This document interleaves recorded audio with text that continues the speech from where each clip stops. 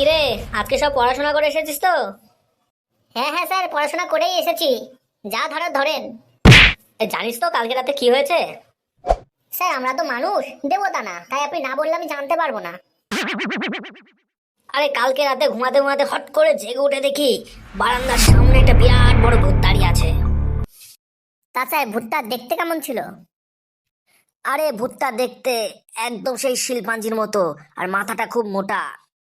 আরে স্যার ওইটা ভূত ছিল না, আপনারই ছায়া ছিল, রাতের বেলা দেখেছেন তো বুঝতে পারেননি। এই চুপ বেয়াদব কোথাকার! কানে নিচে এমন দেবো না খঞ্জনি বাজবে, বুঝলি?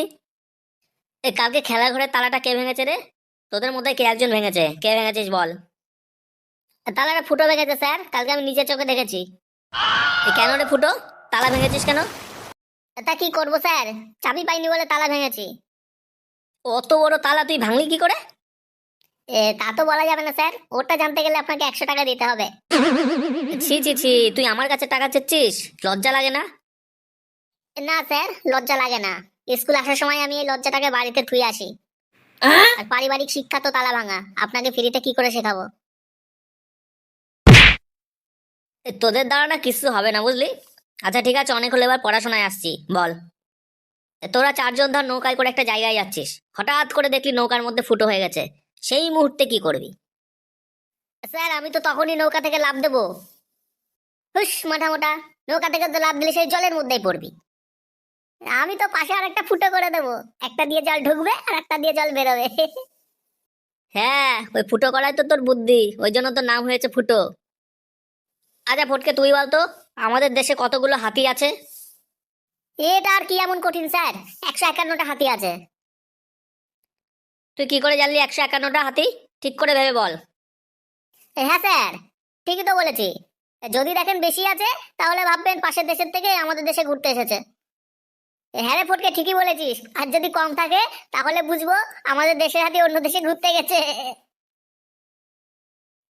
এ তোর উত্তর শুনে মনে হচ্ছে তোকে সুন্দরবনে নিয়ে গিয়ে হাতির পায়ের নিচে রেখে দিই। আচ্ছা হলো, তুই বলতো নারকেল আর কাঁঠালের মধ্যে কোনটা বড়? এটা তো আরো সোজা স্যার, নারকেল বড়। কি বলছিস, নারকেল বড়? কি করে? কেন স্যার, নারকেল 4 অক্ষরের আর কাঁঠাল তো 3 অক্ষরের, তাহলে নারকেলই তো বড় হলো, তাই না? ও টুনির মা তোমার টুনি কথা শোনে না, যাত্রার লাগে টিং মারে আমায় চেনে না। ও হো টুনির মা তুমি টুনিরে বোঝাও না। এই তুই গান করছিস কেন ক্লাসের মধ্যে? স্যার আজকে একটা অনুষ্ঠানে গানের প্রোগ্রাম আছে তো, তাই একটু প্র্যাকটিস করছি। খুব তো গান জানিস মনে হচ্ছে, তাহলে বলতো রাগ প্রধান গান কোন গানগুলোকে বলে? স্যার আমি জানি, যে গান শুনলে দর্শকদের মনে প্রচন্ড রাগ হয় তাদেরকেই রাগ প্রধান গান বলে। ওরে ফুটো, আমাকে আর রাগাস না কিন্তু। এবার কিন্তু তোর মুখে তবলা ছুঁড়ে মারবো, তো সব কটা বের করা দাঁত ভেঙে যাবে। আচ্ছা ফটকে, তোকে কালকে বাজারে কেন দেখলাম? তো তোর সামনে পরীক্ষা, বাড়িতে না বসে বাজারে ঘুরে বেড়াচ্ছিলি কেন? আরে স্যার বাবার জন্য তো বিরিয়ানি থেকে গেছিলাম। তোর বাবা বিড়ি খায়? চি চি চি চি চি চি চি। বাবা তো খায়, সাথে আমিও খাই, আপনি তো আর জানেন না স্যার।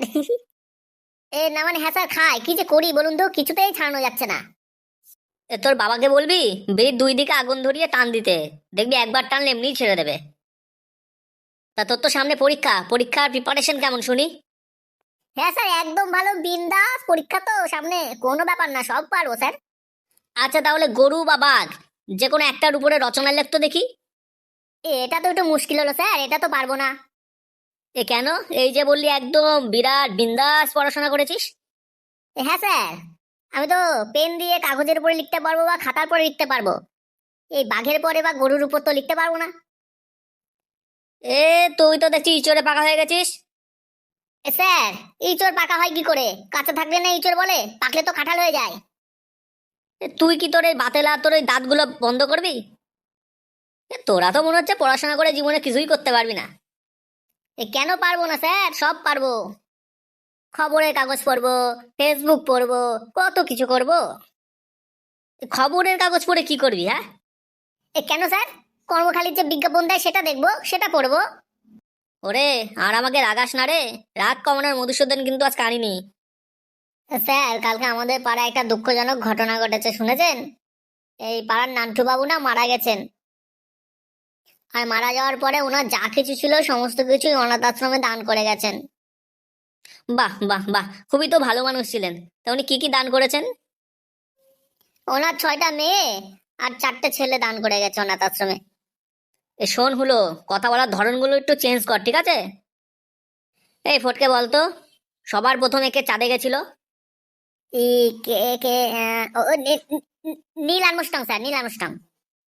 স্যার আমি ভাবছি সবার প্রথমে আমি সূর্যতে যাব। ওরে পাগল, সেটা তো সম্ভব না, সূর্য তো গেলে তো পুড়ে ছাই হয়ে যাবি। কেন স্যার? জ্বলে পুড়ে ছাই হবো কেন? আমি রাত্রেবেলা যাবো, অন্ধকারে টর্চ নিয়ে যাবো। তোর বাবাকে বলিস তোর মাথাটা যেন একটু হাতুড়ি ডাক্তার দিয়ে পরীক্ষা করায়। এই বল্টু, তুই আগের মাসে এত স্কুলে কামাই করেছিস কেন? এত কামাই করলে হয় নাকি? কই স্যার, আমি আর কই কামাই করি? আগের মাসে মামার বিয়ে ছিল তো তাই আসেনি। এই পাগল পেয়েছিস নাকি আমাকে? আগের মাস তো মল মাস ছিল, মল মাসে কি বিয়ে হয়?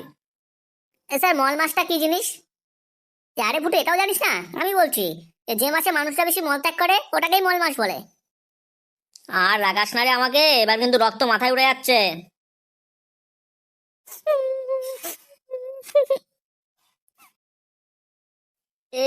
কি রে বল্টু, হঠাৎ করে কান্না করছিস কেন? কালকে রাতে একটা বই পড়ছিলাম স্যার, বইটা পড়তে পড়তে খুব কান্না পাচ্ছিল। এখন মনে পড়লো সেই বইটার কথা, তাই তার কান্না করছি। আরে বই পড়লে কি কেউ কান্না করে নাকি? কি বই পড়ছিলি? নিশ্চয়ই কোনো খারাপ গল্প পড়ছিলি। না স্যার, কোনো গল্পের বই না, আমার ব্যাংকের পাস বইটা পড়ছিলাম। ব্যালেন্স নেই, একদম জিরো। এই ফুটো, বলতো, ইলেকট্রিক বাল্ব যদি আবিষ্কার না হতো তাহলে কি হতো? কি হার হতো স্যার? আমরা হেরিকেন জ্বালিয়ে টিভি দেখতাম।